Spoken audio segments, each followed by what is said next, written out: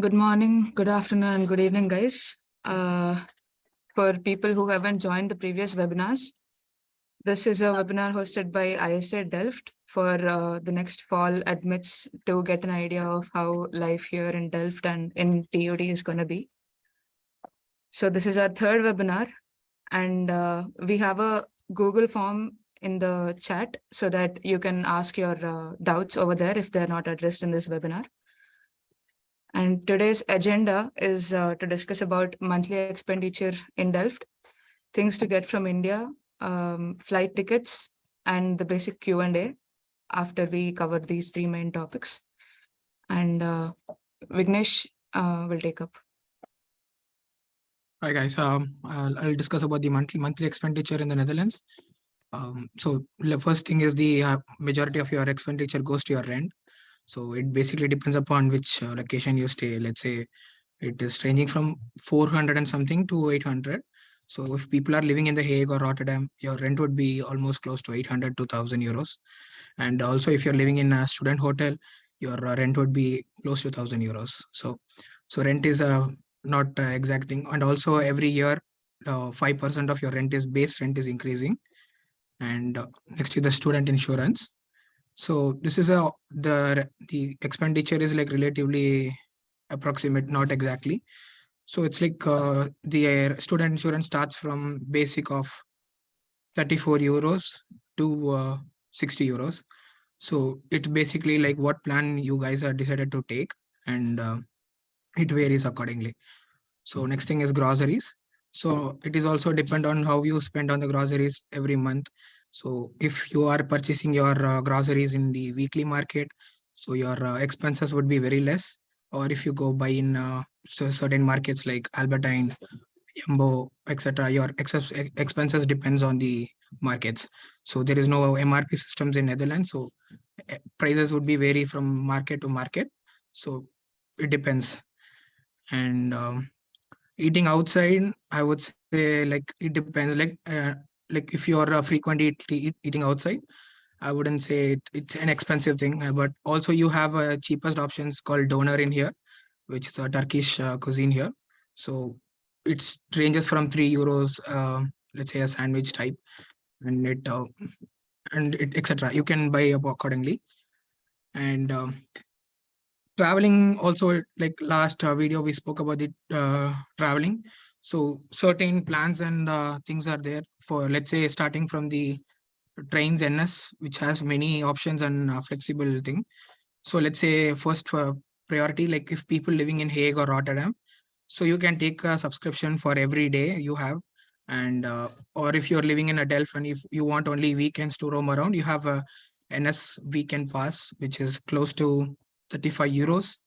So, and weekends you can travel anywhere across the Netherlands. So no chargeable, it's only 34 euros for 4 weeks, 4 weekends. And also which includes the government holidays. So next is the miscellaneous cost. This is not for everybody. Like if you're a sportsman or you wanted to join a X, which is the sports community in the TU Delft, so which will cost you a subscription around close to 130 starting. It also depends like how do you take a subscription. 130 for the whole year. 130 for the whole year. And municipality taxes is not for everybody. If you're living in a student housing or let's say in a student hotel, this is not applicable for you. But the municipality tax is applicable if you're living in any other apart from student housing. It will ranges around 100 to 200 euros monthly. And also you will get a monthly student allowance based on which location you live. And next thing is the average expenditure. It's close to, not the exact, it starts from 700 till 1,300. And so due to inflation, like nowadays, the things are quite getting expensive in Netherlands. So these are the monthly expenditure you can expect in the Netherlands. So next will be also Vignesh, like eating outside, tell about the Indian food. Oh yeah, so there are a few Indian restaurants over here, which is Bombay Corner, Vada, and there's a couple of restaurants which starts from Sorry, yeah. Though there is a few Indian grocery shops which is called Nisarga and Bahar. So you can also get the ingredients for spices and all. So it's relatively not expensive, not cheap. It's like moderate price according to the import and export taxes, etc., etc. So I saw a question from like vegetarian hotel. Yeah, you can also have vegetarian stuff. Like you have everything in the restaurants. Yeah.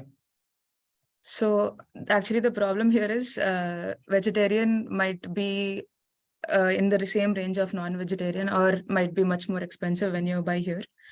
But it's more like it depends on you as a person, how you want to have your food outside, or you want to cook and save up money, or you want to go around every weekend. It depends all on that. And you can choose your NS plans depending on how you want to go out of Delft or how you want to roam in Delft. For example, a person who is living far away from the university but needs to use the tram to come to university every day, he can buy a different subscription, OV chip card or something. We also mentioned about OV chip card in the group. We discussed about this. You can get those in Schiphol airport itself after you land, so that you can travel from airport to Delft. And further on, you can use it by changing your plans and all. We'll continue discussing about that later. And next is Nikhil will take up.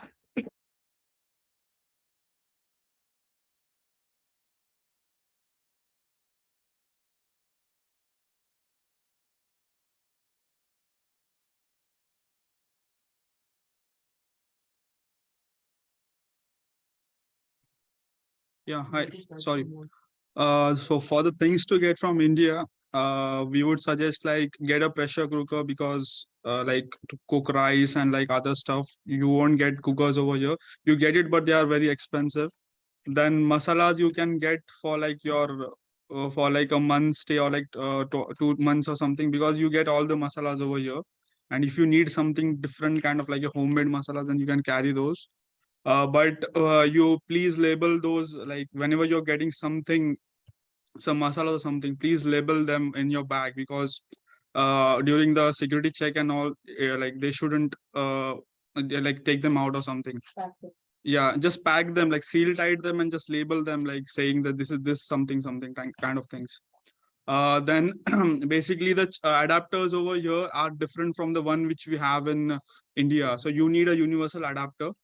You can like just check for online, and or else like we can send the link that we are using over here, so that it's easier for you to guys. Then something called as Forex card. So since like you don't be having a bank account upon arrival over here, so you can use a Forex card. There are a lot of banks that provide Forex card. Also like ICICI provides, Axis provides. There is something called a Neo as well. Okay, then don't use Neo. It's not like working currently. Yeah, go ahead. Yeah. So last year we had a lot of issues with these neo banks, or basically, NBFCs trying to come up with new financial products and stuff like that. My recommendation would be, despite the fact that they might be offering slightly better rates, their services are not to be dependent upon, especially startups which have probably just propped up in the last 1 or 2 years, because they take their licenses from banks that are based out of Mauritius. And yeah, the Indian government is, as a regulatory body, they're very fickle-minded. So it is possible that in the middle of the year, your card is working fine, and then all of a sudden, they completely take away the license from that. And this is something that happened with the Neo Bank. So do not do that. This would be my personal recommendation. Go for all, Indian banks, which are basically standardized, ICICI, HDFC, SBI, stuff like that. Thomas Cook also. So go for stuff that is standard, because if you have to make a call back to the, let's say, the service center, you need someone who's reliable, someone who's not, someone who's going to actually answer your call. Right. So yeah, please don't fall into the trap of being penny wise and pound foolish. That's all. And also try to get your Forex cards not as soon as possible, but a good number of days before you fly, because many people will be going abroad in fall. So you might not get the Forex cards in the nearest branches, and you might have to go around to find which branch has more forex cards or something. So just make sure that you get it before you go to the airport. And adding to that, always have some we had like bought some cash with us, around like 5,000 euros something we had with us. 5,000. Sorry, 500 euros something we had with us. So like you can carry that like basically for the initial week or something, like to basically buy tickets or something, like you're traveling here and there. And yeah, Yeah, I wanted to add one thing, which is whenever and wherever you're buying cash or forex from, just make sure to take the receipt of it, and keep the receipt with you throughout. Because when I was traveling, I knew someone who bought cash, like US dollars from a friend or some acquaintance, and after going to US, they found out that those dollars were fake, and he did not even have a receipt for that, and he got deported back. So I would advise you, buy from a trusted source. Even if you are paying for a little more, buy from a trusted store and keep the bill with you. Yeah, that's what I want to add. Yeah, like if you want to know some sources of this, like places from where we bought it, where we got the cash, you can ask us. Like, since we are here from like multiple different cities of India, we can suggest you some like proper locations which were reliable for us, and like we didn't face any issues. So yeah, go. Okay, adding to that, like I would say like prescribed one is like State Bank of India has the very good forex card. I think you have only you just needed to pay 250 rupees for every recharging, and only every time if you, I mean, you can swipe your cards over here in every grocery shops or restaurants, which doesn't charge you additional fee. And also you only, when if you take as a cash, they will take around 5% of your the withdrawal amount.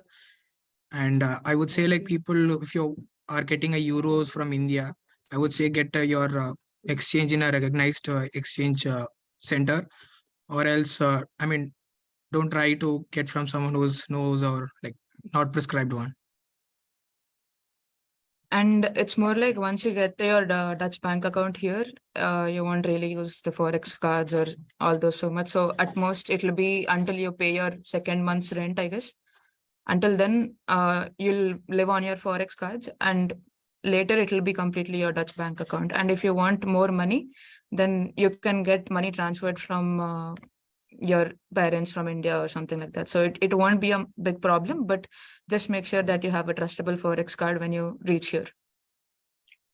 And Yeah, so apart from them, please carry all the documents with you, like basically your enrollment letters, then like you can always also your passing certificates, your transcripts, because university does ask a certain amount of people to like bring those documents and have them attested, because just it's like a university will do a random check on your documents, like are the documents original, or like you don't have to submit the original documents anywhere. It will be just like a Xerox copies that you have to submit. But it's good to have your original documents over here in case like university might ask it.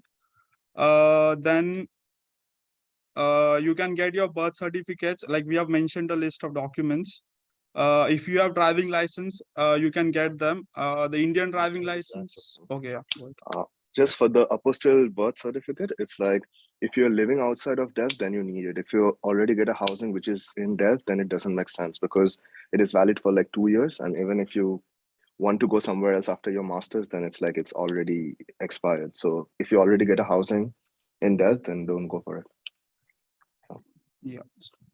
And the driving license is valid for 6 months, the Indian driving license. And like you can always apply for international driving license if you want to, like, but I don't know people who are using currently cars over here, like students basically. And you can have your Aadhaar card, a PAN card, like because at certain places, like if you need to show an ID card, these cards are accepted. They do accept it.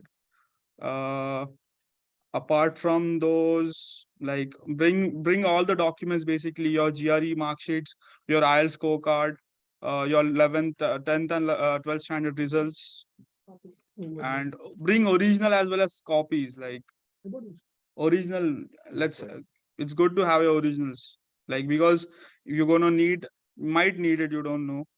And about the health insurance, if you like, while you're traveling, you can have a travel health insurance, but once you reach over here, like we have already mentioned it a lot of times, like the OM and the I2S, you can just start it from the day you're going to land it over here and continue ahead. So it's like a annual plan or monthly plan, depends like how you are suitable with it. Then basically travel, get your passports, like please check the validity of your passports. And like basically ensure that a passport is in good shape, like nothing damaged or anything. Then the flight ticket, and then itinerary and MVV, basically you'll get a mail for it. And then we'll move to the next slide. So one thing I wanted to tell was, when it comes to insurance, when you are buying it, please make sure that you are selecting the right duration you want to pay your insurance for. If you are selecting from your start date, that is flying from India to maybe 6 months later, it is advised that you pay your insurance every month. And till those 6 months, you can't, if it's better if you don't terminate your insurance. And later, if you want to change your plan or if you want to go to a different insurance company, you won't have to deal with the hassle. Guys, please like pay your insurances on time, because you don't know when an incident might occur, or like you might need it. There have been instances like where a certain friends have been in a lot of trouble, and the medical over here is very expensive without insurance. So like next one, please. Wait, the TB 1 minute. Paying your insurance regularly, meaning after you come here. So don't be worried on buying an insurance as soon as possible. You still have time to buy insurance. We'll address it again in the next few webinars. And yeah, we'll continue it later. So one more thing about the TB test declaration. So you just need to fill the form and you should have the filled one. So you don't want to take a TB test in India and you don't want to do that. Like after coming here, hey, probably they'll take a TB test and Once you get over here, basically university will mail you that you have a TB test appointment. And then basically it's with like a lot of like you can like you have an appointment, you can like go with your friends together, just get it done. It's like hardly a 10 to 15 minutes activity. And you don't get the results of the TB test, it's straight away sent to the GGD.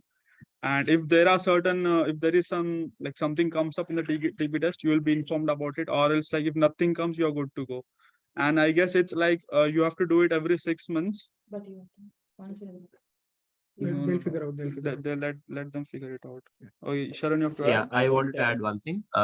You can also do this thing that when you are taking the student health insurance is basically the same as health insurance because you're a student. It's called student insurance. You can start the insurance a day before you travel, because then it also has travel insurance in it. If you're taking you can go through your plan, and if the plan also includes travel insurance, in my case it did include travel insurance. So what I did was I was traveling on 15th and I activated my insurance from 14th onwards, so that you don't have to pay additionally for some other thing, let's say Bajaj thing or travel insurance as separately. And this one will be included, and it will be like €1 extra maximum. And I think it's a better deal. So keep this in mind. Next. 1 minute. So one more thing is the degree transcript. Like you have to have the proper one which you have uploaded in during your application process. So make sure you bring the degree of transcript for sure.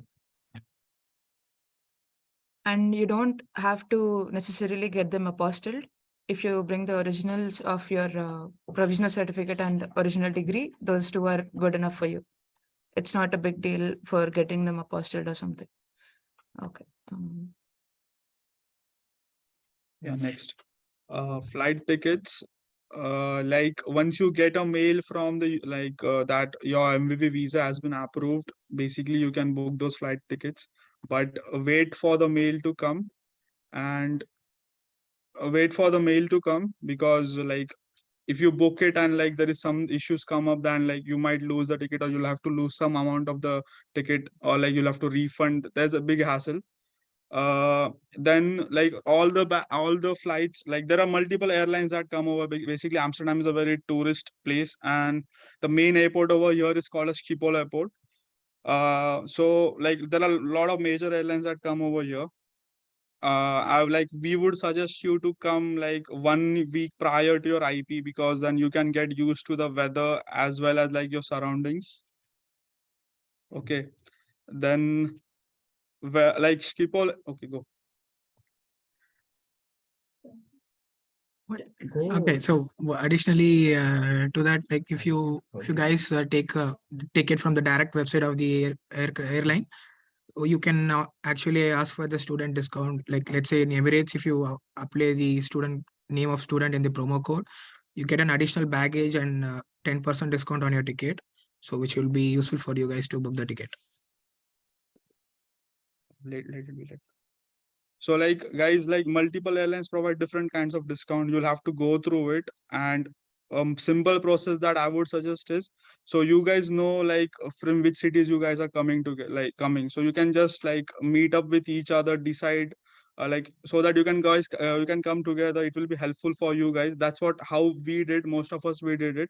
Like we did have a meetup after a visa and everything was completed. We had a meetup. We decided to come by which airline. It's just like since you're traveling to a new country, you can get used to it, and like better to have people from your own city. Like since someone might fly back, it's helpful for you guys to like go give things to your like parents, or like get things from there. And also like luggage and all, it helps you like just to carry your luggages together.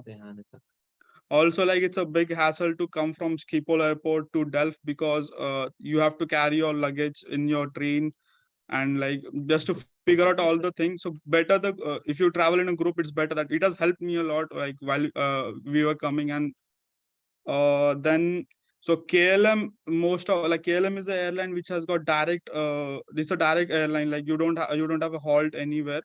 Rest of most of the other airlines, they have a layover somewhere. Like if you go with the Middle Eastern airlines like Emirates, Qatar, they have their layovers in Doha or Dubai, but it's mostly like 5-6 hours. Depends again on the schedule, how the airline you're booking. Check like the requirements of the airline. And yeah, like documents to carry are again passport, visa, your admission letter, your insurance confirmation. Like if you're going with a student discount, please carry your student enrollment letter, because airline while checking, they ask you for it.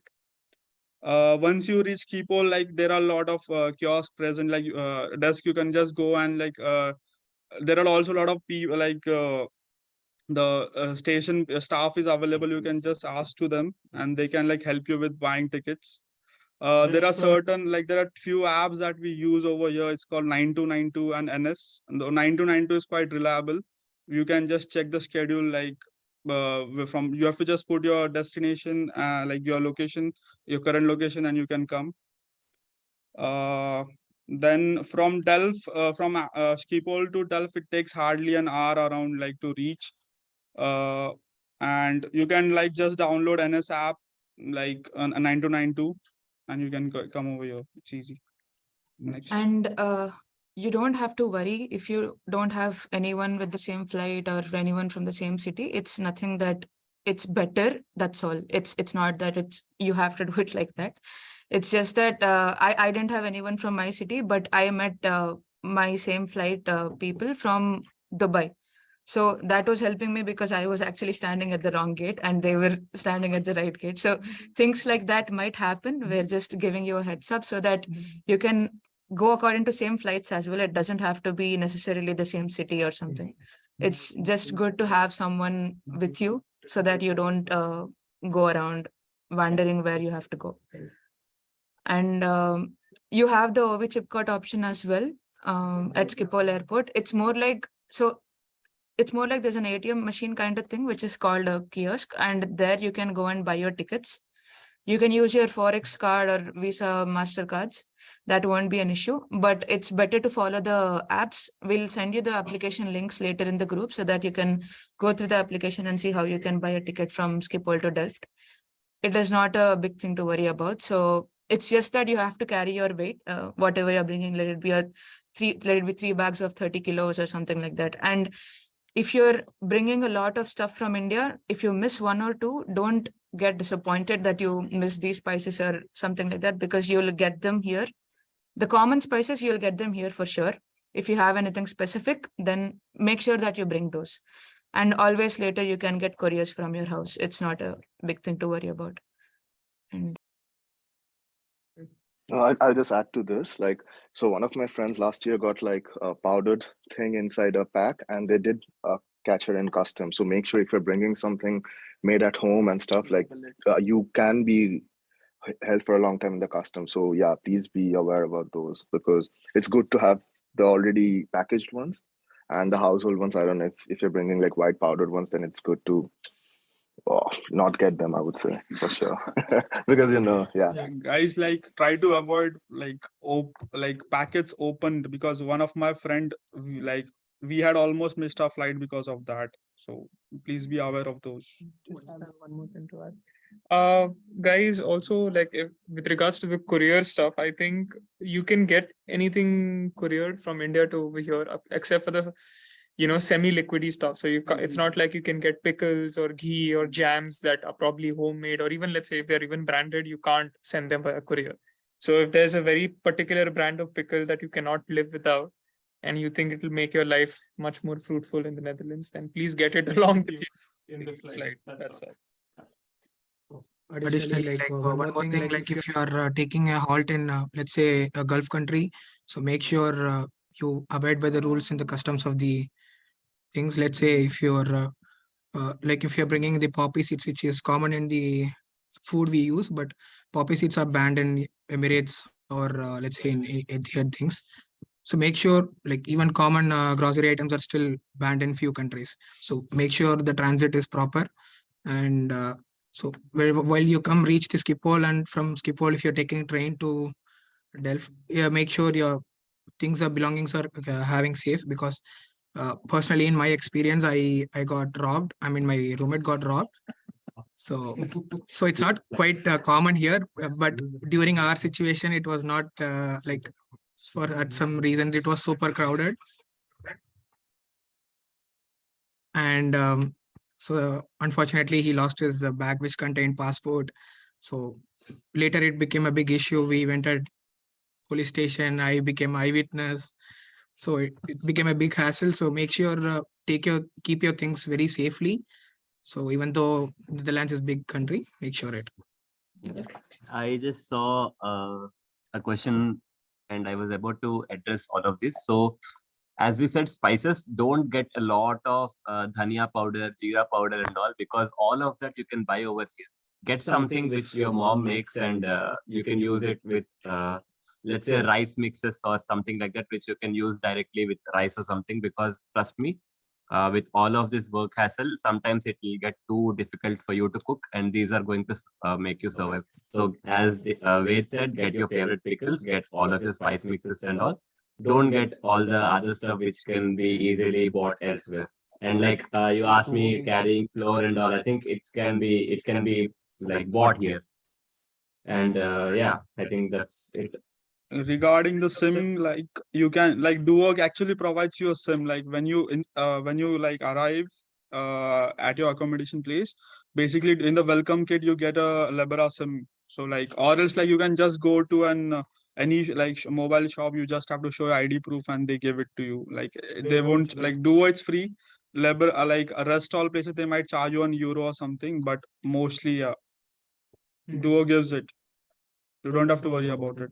you can buy SIM cards in the airport as well. Those are very expensive. No, don't buy, Expensive. because Duo gives it. Why to buy? I was charged €30 for it. Oh, yeah, forget about it, guys. Don't buy at the airport. You can get with your Duo kit, or you can book a SIM online as well. So I booked the SIM online. So it's not a big deal. Make sure that you reach Delft first safely, and then you can use. And there is Wi-Fi everywhere over here. You can normally also go into some place, and there's Wi-Fi in train, there's Wi-Fi in the airport. It's open Wi-Fi. You can use it. It's not a trouble. And here the packs, internet packs, are very less data, but like there are 1 GB and 3 GB packs which cost you €6-7. So don't get so much irritated or confused about why it is so expensive, because there is Wi-Fi everywhere. Data is expensive, so you won't have to face a trouble in it. So yeah, while coming to the Netherlands for the first time, I did not face any issue. I did not get any SIM, and nor I had any international roaming plan activated. I had Wi-Fi after coming to Schiphol. There was Wi-Fi everywhere, and I was able to do all the things and make Wi-Fi calls. And there is also free Wi-Fi in university as well. So yeah, data consumption. There's no cap on data consumption in the Wi-Fi's. The only thing is the mobile data is very expensive. So in India, we are all used to Jio and Airtel giving unlimited data for very cheap prices. It's not like that here. You should, after coming here, you'll start using your data wisely. So from almost 2 GB a day, I came down to 5 GB a month. That also I use very conservatively. So, and also it's not only because of that, because there's free Wi-Fi everywhere. So it's not an issue. So you don't have to buy any SIM in the while coming here. If you get Duo accommodation, you'll get a SIM by Duo, or in the IP also they'll be providing you with SIMs. If you can't wait till IP or you do or coming to Duo, you can just get a SIM in any of the supermarket. So yeah, that's from my side. Okay, so like if you're coming from India, maybe you can recharge your Airtel or your Jio international package roaming, which is close to some ₹1,000.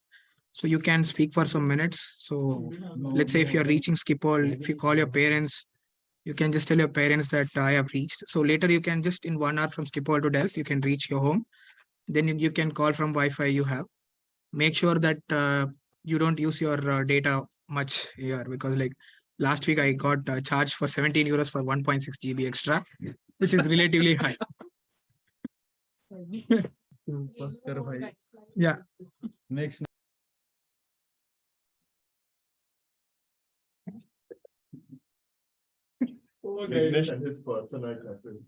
Okay, so one more thing is when you're bringing your luggage from there, make sure that you have your names somewhere on the luggage, so that later if your luggage is swapped or anyhow you don't get it from the airport, it's better to have a small detail about you, like your name, your phone number, mentioned on a sheet and put it in a zip of your bag or something. Or I think most of the people who have traveled internationally already knows this. Bigger bags, they tie a ribbon so that you identify the bag easily when it comes on the belt. Yeah. Guys who haven't gotten their suitcases or whatever yet, and if you're planning to buy new suitcases, buy some extremely gaudy, bright ass colors, because yeah, they might not look good, but it's the perfect way to identify them, and nobody's going to steal your suitcases on the luggage belt when there are like hundreds of bags coming in. And let's face it, you don't really use suitcases on a daily basis, so it's not like you have to see the color every single day.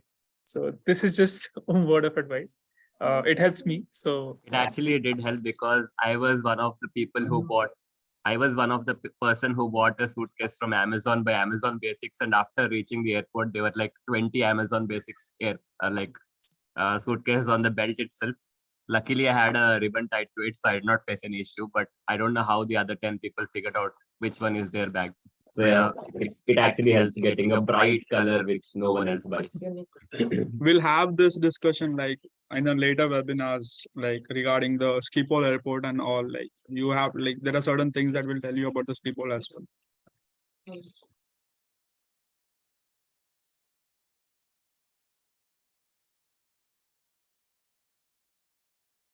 Okay, so Q&A session is open now, guys. You can ask questions to us on chat and also on the webinar.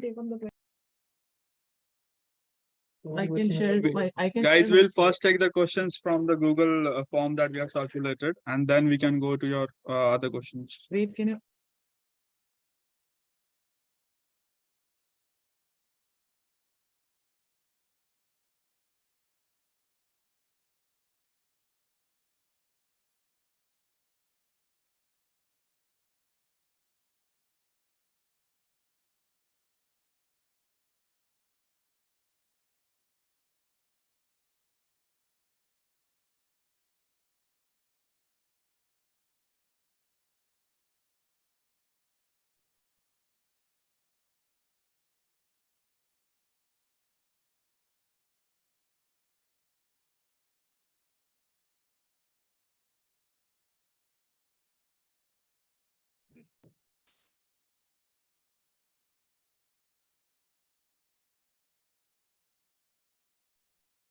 So the question is, approximate what time frame would we have to go give the biometrics?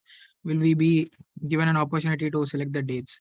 So yeah, you like recently they only have two embassies in India, which is Delhi and Mumbai. So like after you get the mail from TU Delft, you can select the slot based on availability. Usually you have slots for the entire months. It also depends upon which month you have, based on the crowd also. And it takes only like around 2.5 hours for you to get in and give your biometrics. They will ask you few basic questions. Where are you going? What are you studying? Just the basic stuff. And then you have to submit your passport, and they'll ask you to fill an envelope prior to that, where you will write your address and then the basic things.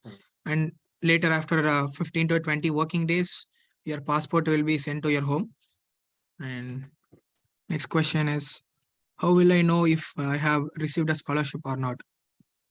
So it also depends, like if scholarships are out, Vignesh, I think. Yeah, I just say that. okay, so you can refer the previous videos for the question. So let's say I have paid my fees for the registered program and I wanted to change the program now. Is it possible? If yes, what's the process? So I think you have to contact the International Affairs Office first and make sure if they give approval, and IND will, there are certain process you have to change in ORIS. So these things will be followed up by the Internal Affairs Officer in office in the TU Delft. So visa processing, where to get MVV sticker, Delhi, Mumbai or Bangalore. So right now there is no Bangalore embassy open. Wait. Guys, so for this question, whichever is the nearest place like where you stay. So like if you're staying somewhere close to Delhi, go for Delhi. If you're staying close to Mumbai, go for Mumbai. Or like same goes to Bangalore. So only these three locations you can get it. Like there's no other locations you can go for. MVV, particularly For MVV, yeah. And MVV is not something we have to get done, guys. It is, if you go to the appointment after your process is done, they will print the MVV sticker on your visa. It's just that when you open the website, you will see the branches which are open for your student visa procedures. So there you can choose your nearest branch. Mostly it is Delhi is the main branch where the visa process goes on. But if Delhi is too far for you, you can go for Mumbai and Bangalore as well. Last year, Bangalore was not there. This year it is there. So you can try going over there. But if your visa comes late or something, I mean, it's not a big deal. It won't be coming late. It's just that you might have to reschedule your flight once again. That's all. But if you go early, it's not a big problem for you because you'll be getting your visa on time. Go. Yeah, also for booking the appointment, at least when I applied, I remember in the options there was Chennai, but we were not allowed to like pick it. So even if that is in the option, as in any other place which is not Mumbai, Delhi and Bangalore, if that is in the option, do not pick it. I think it still might be in the option though. And if you're worried about which one is better, there's nothing like which one is better. All of them do end up going to Delhi. So even if you do it in Mumbai and Bangalore, those are consulates. Delhi is the only place which has an embassy. So your passport will go to Delhi for the stamp at the end of the day. So book one, whichever is basically closer to you. I come from Goa, so the closest one that was there for me was Mumbai. So I booked that. Hassle-free experience. Don't worry about it. There's no visa interview. They just ask your name, purpose, done. You get the stamp, go back home. Don't worry about it. It's an absolutely smooth procedure. Yeah, it's like hardly 10 to 15 minutes procedure. Like you will be out in 10 to 15 minutes. So Yeah. basically your visa is already processed and the visa is done. You are only giving your biometrics. It's not like going for a US visa interview where they'll ask you questions. So your visa, you already have your V number. You just have to go give your biometrics. So just say that it's you and giving your biometric. That's it. So do not worry about that. And guys, just a minute. Guys, be sure about the Mumbai location because there is an address location change. a lot of people have suffered because of it. No, it's changed. So no, it's not. It's written on the appointment letter as well. So for the Mumbai, it's just behind the Oberoi Hotel. It's not in the Fort region. Just like Google, like just put yeah, like whosoever has got an appointments, please be sure about that.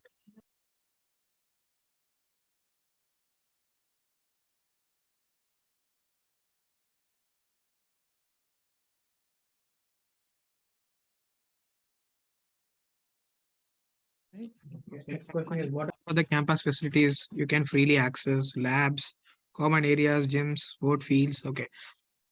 So I don't think labs, common areas are everywhere. You can use it for studying. So there are so many places you can just sit simply and chit chat. So gyms and sports fields, there is a called X.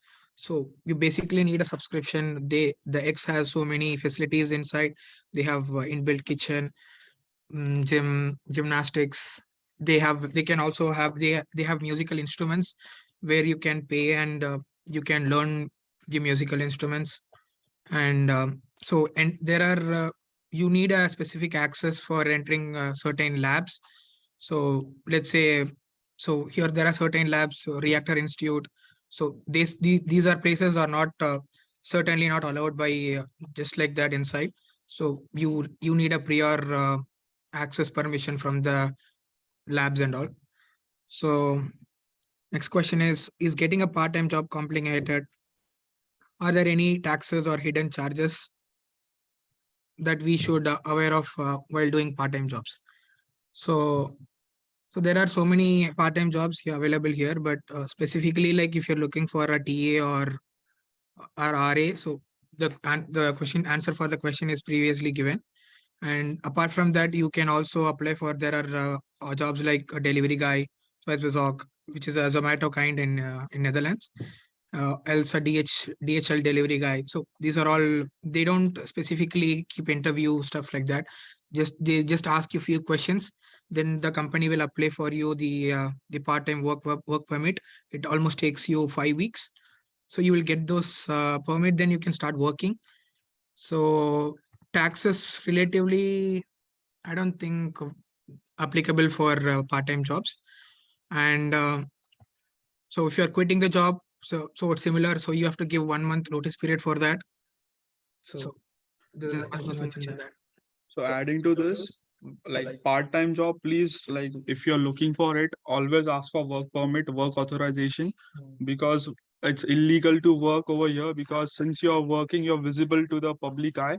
And like if a police officer, like there are people, police do roam around it, and if someone asks, since we are not of the like European origin, we are easily identifiable. They can ask you for the work permit, and like if you don't have, you will be screwed. So please, like ask for work permit. If they are not willing to give you work permit, please don't get it, because also it's an issue, because work permit basically when money is coming into an account, you'll be having a student account. So if randomly money is coming from somewhere into an account and it might get tracked, you'll like fall into trouble. So look for it.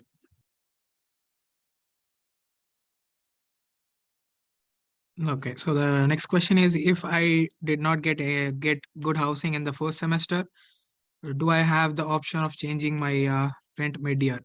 So basically it is also depends on which contract you have taken with the landlord. So it mostly, if you're in a duo housing, you have 1 year contract, and in additional to that, you can renewal for 1 year, but later you have to change somehow some other places. So if you're living in other apart from student housing, so it depends on the landlord that you make an agreement. If you break the contract, so you're subjected to pay some fine or penalty. It depends on the landlords. So if you're taking duo housing as a master's student, then you'll have your duo house for 1 year. The contract initially comes for 1 year, and later you can extend it to another year being a master's student.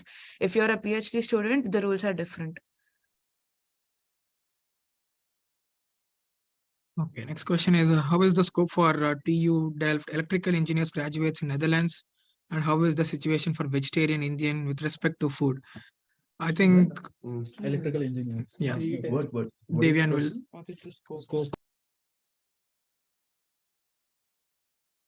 Mm. Okay, so I can't take the vegetarian part because I'm purely non-veg. So that's gone out of the books. And for TUDELFT electrical engineers, it's like, yeah, of course, you have like two paths in the beginning itself. You can go into academia or you can go into industry. So if you want to go into academia, then in the previous webinar, we already discussed how to build up your profile.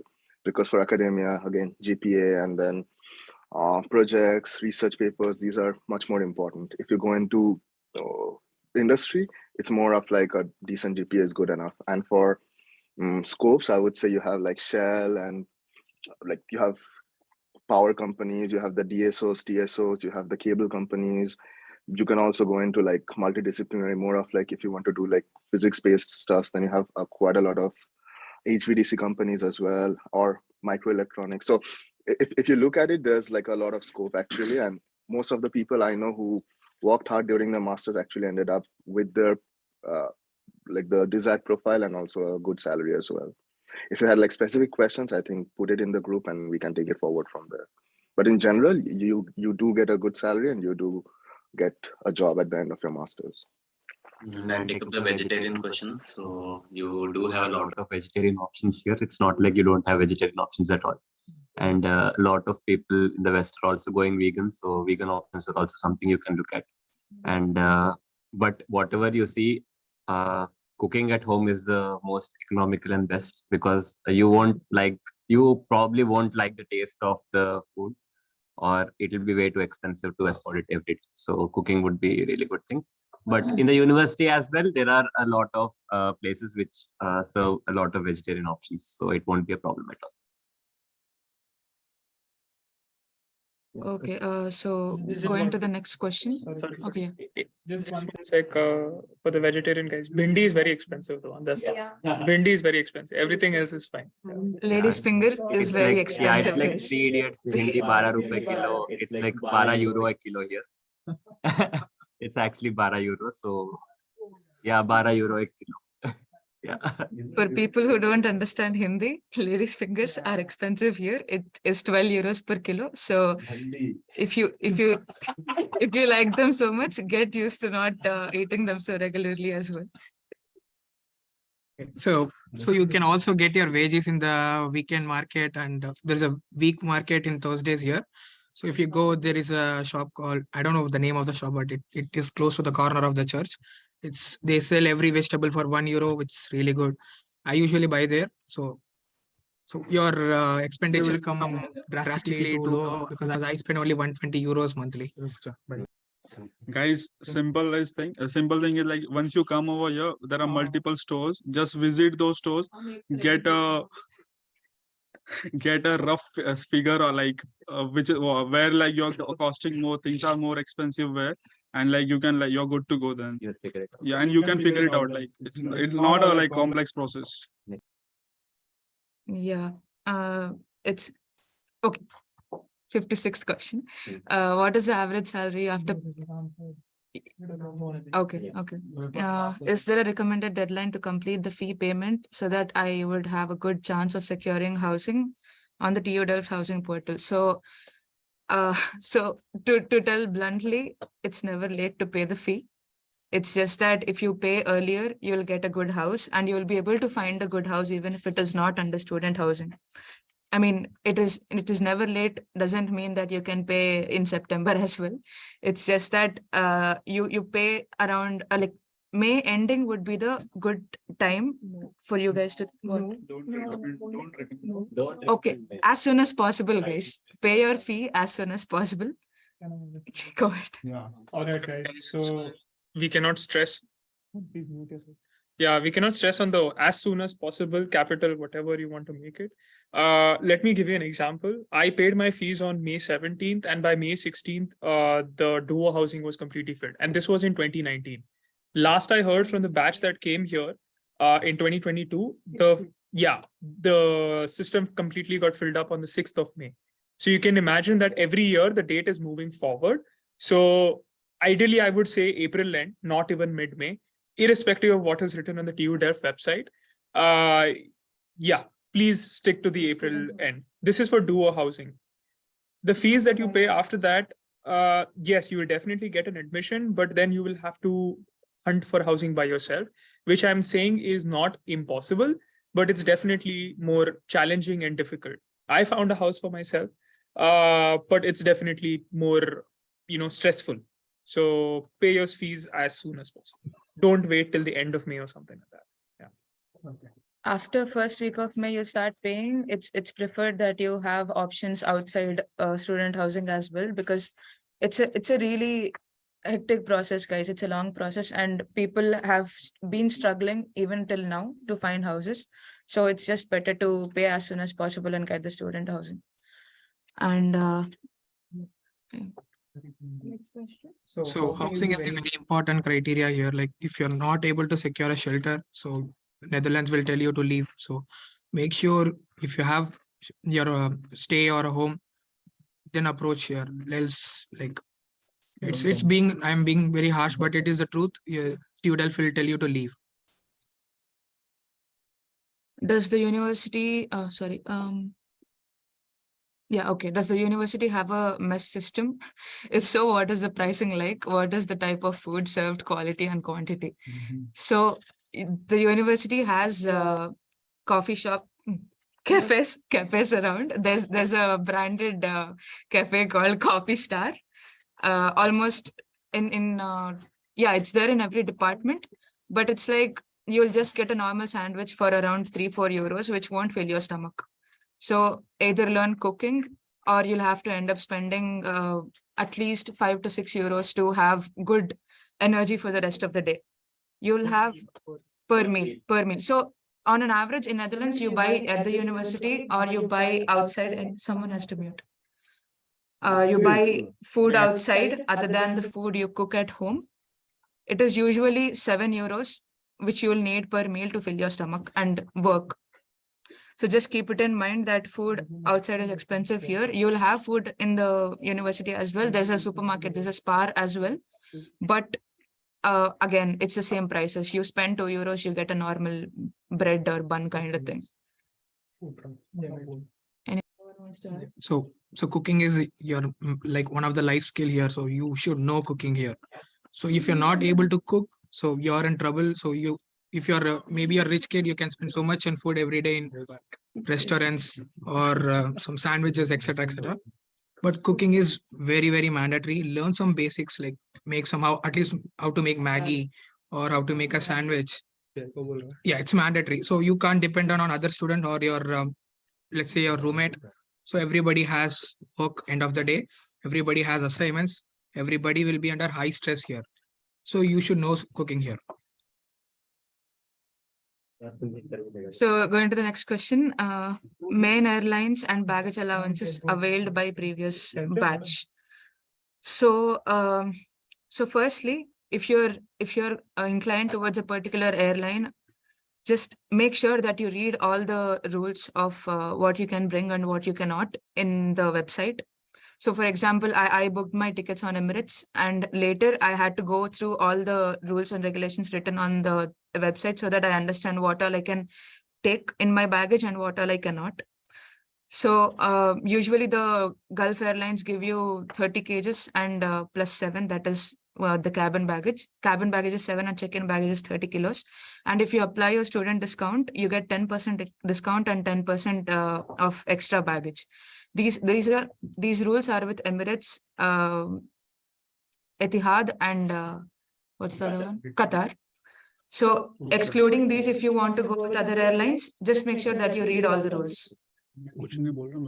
I would say just don't prefer like a self transfer. Let's say you come Istanbul, take a Turkey. I mean, it's not preferable for you to the first time if you're flying from India to other countries. So make sure you at least, like if it's like let's say 10,000 or 15,000 extra, book a direct flight from India to Netherlands, or like let's say transit where they will do self transfer. Yeah. Guys, you'll have to do a lot of research. Like it's not like we can recommend some flights and you can just come. Do a lot of research, talk to your friends, like talk like you know a lot of people who travel frequently, talk to them. There are like multiple choices you can make. There are multiple airlines coming to Amsterdam, like it's a touristy place. You can come over here. There are like a lot of other options as well. So, and it's not mandatory that you should come to Amsterdam also. Like to like just to enter Netherlands. So how there are a lot of options. You can come to Paris, you can come to like any European country. You have to just like it will be an immigration first thing for you. So like there are a lot of permutation combination. Just try them, and whichever feels in your budget, like and like whichever gives you more allowance, just try to figure it out and come. And I would say, like, if you're like first time, if you're coming to Europe, like don't try to come other country, let's say Paris or Belgium, like try to at least come to Schiphol directly. That would be helpful for you. Just do your research and read the airlines rules, guys. It is a time-taking process when you want a better ticket, but just make sure that you search all the airlines for your better option. That's all. Going to the next question, things that we should avoid doing in the Netherlands, or things that intentionally or unintentionally can get us in trouble / deported. Okay, so who wants to Guys, start? like you are in a like new like different country. There are certain rules and like regulation that you have to follow over here. It's not like you have to do this and not do this. It's just like be yourself. There are certain rules, like just like you can't cross the road anywhere, and yeah. Check the cycle rules, guys, so that even after you buy your cycle, you won't. The basic thing is that you go on the right side of the road, not on the left side. But there are a few things like precedence, and you might get confused between which track is for cycling and which track is for walking. These all things, just, I mean, you watch a few YouTube videos on people who have lived in Netherlands, you get the idea. It's not a big problem. And when you come for IP, they will give you the basic regulations on what to follow when you're cycling on the road. So don't worry about all of that right now.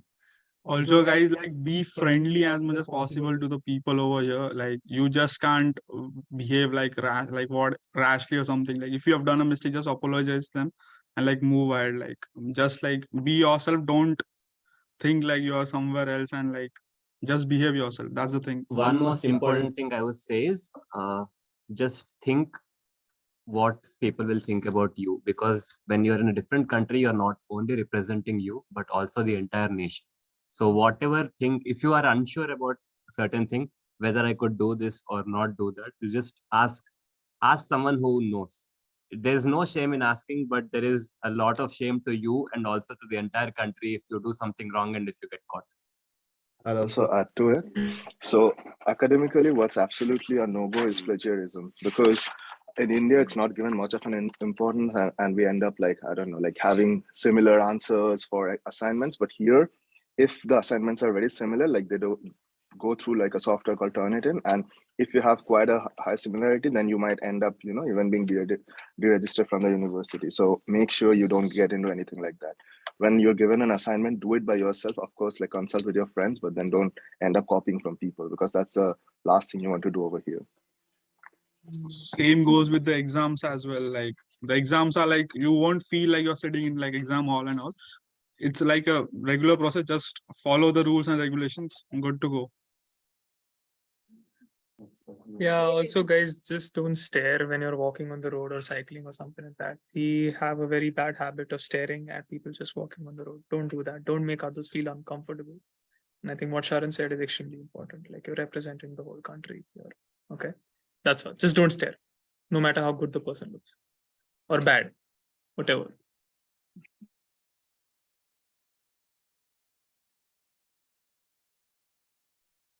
Okay, what is housing subsidy?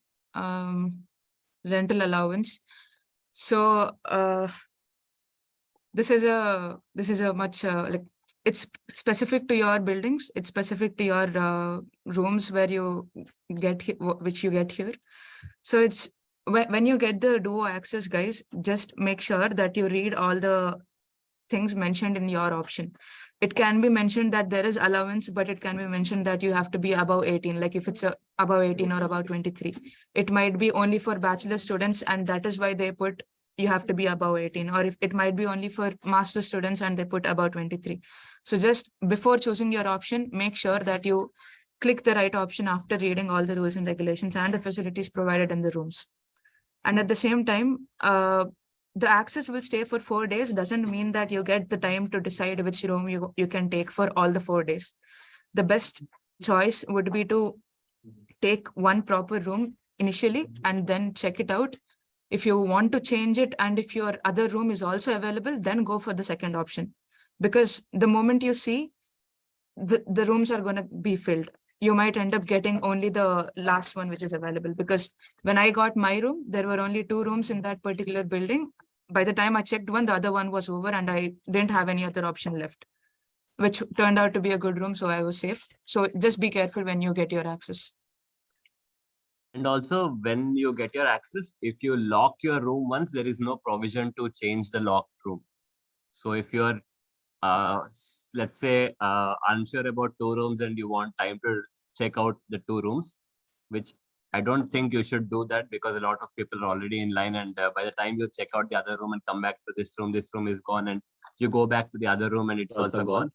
So, but if you lock a room, that means that you have to stay with that room. And if you say that I don't want to get that room now, it basically happens between shared accommodation and studio. For example, you got a shared accommodation and you are searching for a studio, and you locked the shared accommodation and then you found the studio to be open. Then you can't go and switch to studio because you already locked your shared accommodation.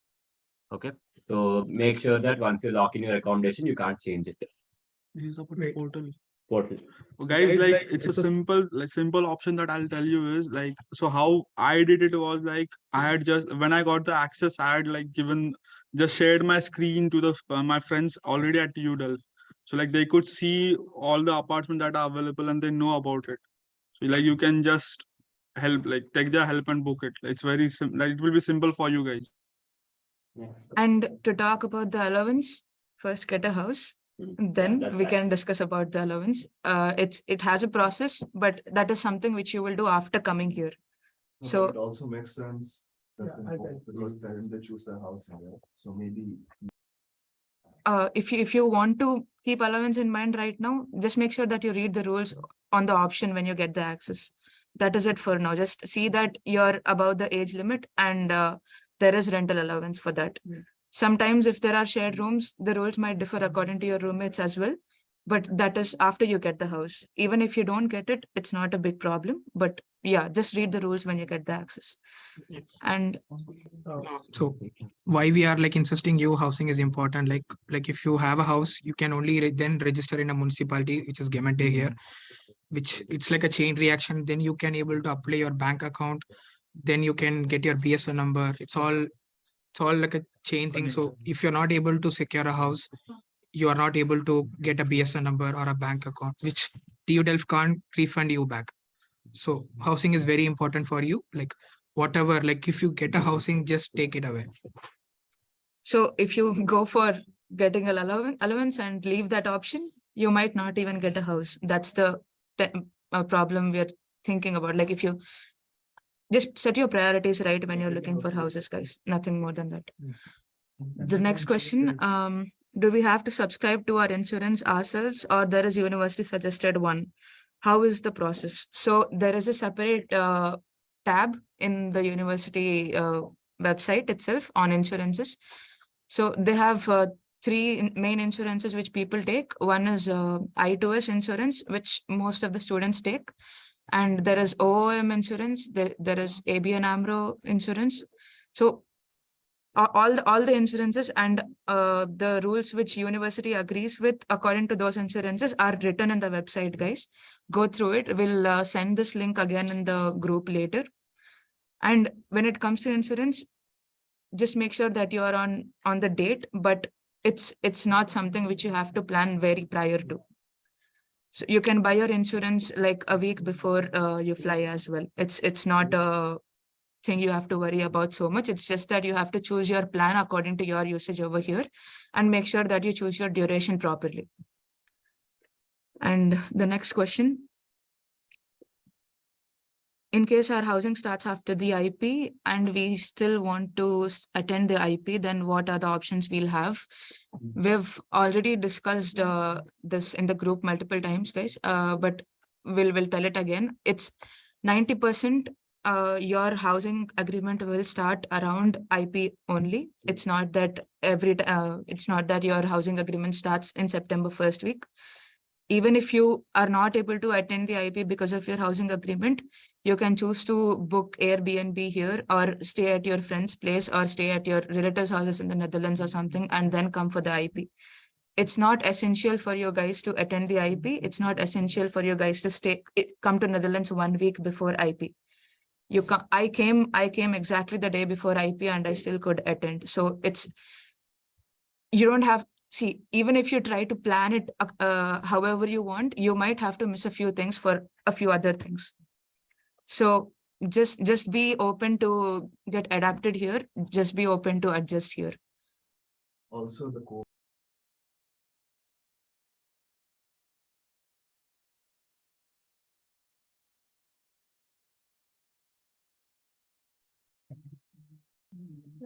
And the last question, do we have to pay the next year's tuition fee and the housing and living charges together again? What is the timeline of to pay the next year's fee? So I'll tell it to you clearly, but I hope everyone understands it at this shot. One thing is that you pay your living expenses and your tuition fee right now to the university so that they get the process of visa, they get the process of student housing done because you are not in Delft right now.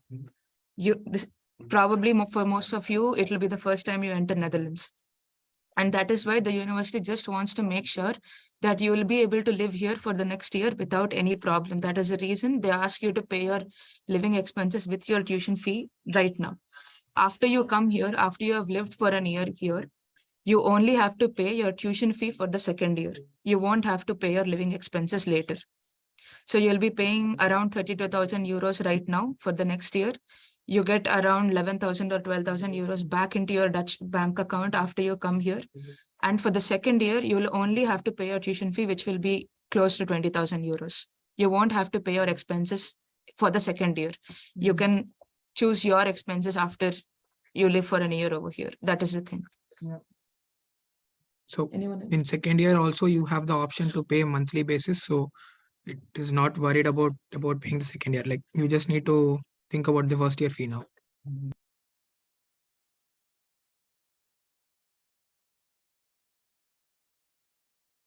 Do you guys have any more questions which need to be addressed? Has anyone brought their parents along with them to the Netherlands? If they have a tourist visa, basically they can come. If they don't have tourist visa, of course they can't come. Does it answer your question, Pawan? I think that does. Where can we see what is the available state? No, you cannot see anywhere what is available before the portal opens.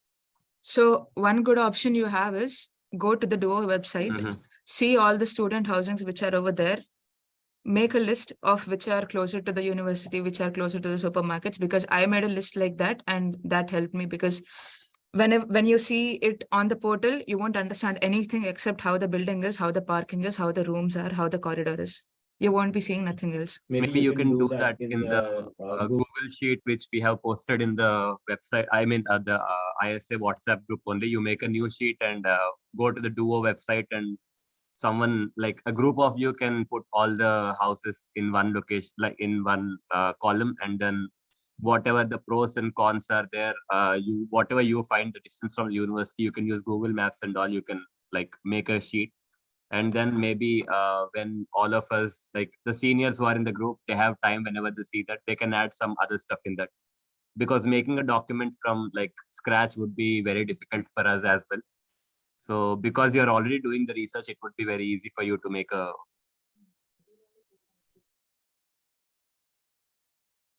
So if you want, there is a YouTube video in ISA or Delft, so you can like few housings video we have. You can also get look into that. And also if you are like, don't worry about if your home is like too far, like say 4 kilometers, or it's all you can come by cycle. So make sure you at least secure a home. So 5 kilometer radius is fine. So if I am not, there's a question in the chat, if I am not in Delft for the second year for my studies, if I do my internship and master thesis in a company in some other country, is it better to get a housing contract for just 1 year? So your housing contract initially will be for 1 year. If you are working in some other country and if you want to continue your second year at TUD, it's not an option which we would advise to go for. First, make sure that your studies are going well over here. Second year seems like it is not that hectic, but the content you get, the experience you have in the second year is important, is what all of us feel. Yeah, you can do an internship, but it would be preferred for you to stay in Delft and do it online, or maybe you can choose to travel around. But having the housing contract for 2 years in Delft would be the safest option you can get. And one more thing is that when you're looking into the student housing list, it might not be the case that every building over there will be available when you get your access.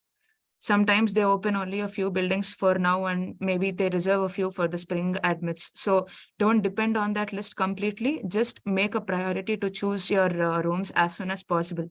See all the buildings, make your top 3 or top 5 priority list, and only go into those if they are available. That is all we can suggest. Can I say something? Yeah. All right. To build on top of what Meghna has said, what you guys could also do, and I feel this is something that you guys should do because you are the ones who will be getting access to the portal.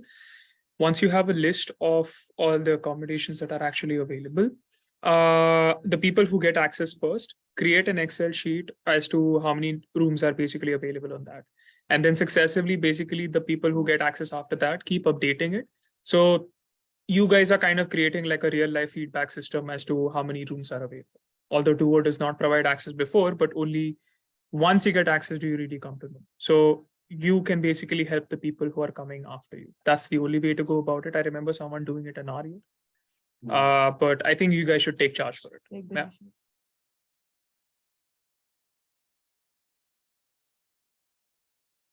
The housing deposit for Duo has to be paid within a week. They'll 2 weeks or 1 week. You'll get a mail regarding how to pay. You can pay it through, you can pay it. There is a company, you can pay it in INR only. You can pay directly using your debit card or credit card, or you can choose to go pay in a bank account, deposit to a bank. So that will be, you'll get 1 week of time to do that. I think 1 and 2 weeks approximately. It will be mentioned in the mail. I'm not sure about that. I don't remember. It's just that you'll have transactional charges if you pay in INR. That's it. Yeah. Most of us have paid in Indian rupee only, as I guess, because again, trying to transfer in euros, having someone who transfers your money, it's again a lot of hassle. You rather just do it in INR by yourself, and you'll have to, I think, upload the payment receipt in the website after you sign the contract and upload your documents. So, and make sure that you read your contract, guys. There might be a few rules which you just miss on. Because every building has its own rules. It's not that every building has different rules. It's just that you have to be more clear and you have to be more aware of these rules because you'll be living here for a year.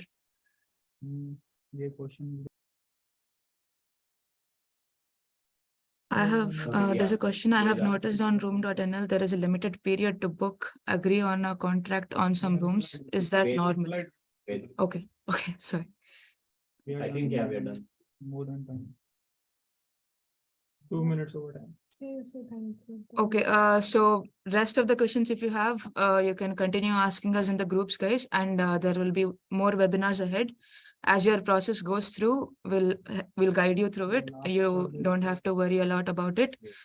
And as you all know, just be active in the group, make sure that you read the messages, and if there are no repeated questions, it's better for us as well, so that we don't have to address them again and again. And make sure that you visit all the links, fill your Excel sheet, fill the Excel sheet of all the admits which we have kept in the description, so that you make groups according to where you're coming from, which flight you're taking, so that you have a better understanding on how you're traveling from there to here without any confusions.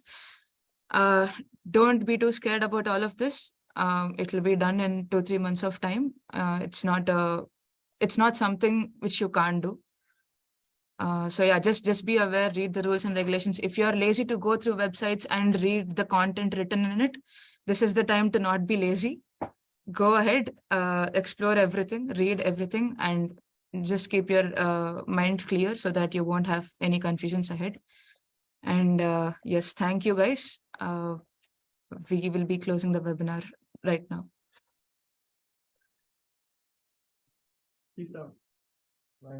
Bye guys.